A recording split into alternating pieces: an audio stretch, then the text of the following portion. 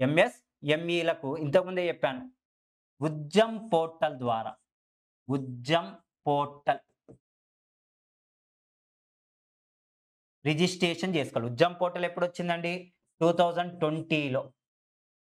ఎంఎస్ఎంఈలు కంపల్సరీగా ఎక్కడ రిజిస్ట్రేషన్ చేయించుకోవాలనేటువంటిది పోర్టల్‌ని తీసుకొచ్చాడండి అంటే ఉద్యమ్ పోర్టల్. ఉద్యమ్ పోర్టల్‌లో నమోదు చేసుకున్నటువంటి పరిశ్రమలకు 5,00,000 పరిమితితోటి క్రెడిట్ కార్డ్‌ని ఇంట్రొడ్యూస్ చేస్తాను అని చెప్పాడు.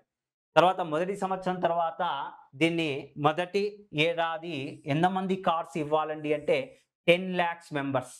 10,00,000 మందికి కార్డ్స్ డిస్ట్రిబ్యూషన్ చేయాలి అనేటువంటి టార్గెట్‌ను గూడా ఇక్కడ పెట్టుకోవటం జరిగిందండి. 10,00,000 మందికి కార్డ్స్ అనేటువంటిది ఇవ్వాలి అనేటువంటి టార్గెట్‌ను గూడా పెట్టడం జరిగింది.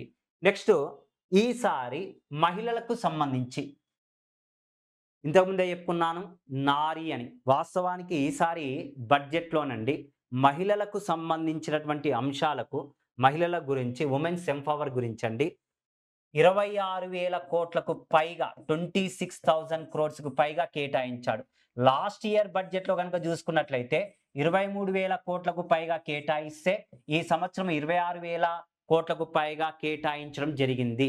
ఇందులో సాక్షం అంగన్వాడీ స్కీమ్సెస్ కోసం నెక్స్ట్ పోషణ్ 2 అనేటువంటి 2 స్కీమ్సెస్‌కి ఈ సంవత్సరము 2025, 26 బడ్జెట్‌లో 2025, 26 బడ్జెట్‌లో 23,000 క్రోర్స్ అమౌంట్ కేటాయించగా 3,150 కోట్లు 3,150 క్రోర్స్ మహిళా శక్తి అని మహిళా శక్తి అనేటువంటి స్కీమ్స్‌కి ఇక్కడ మహిళా శక్తి అనేటువంటి స్కీమ్‌లో ఏ అంశాలున్నాయి?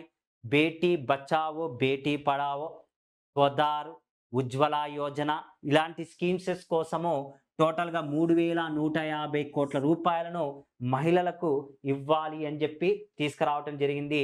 2025, 26 ఇయర్స్‌లో మహిళలకు సంబంధించింది.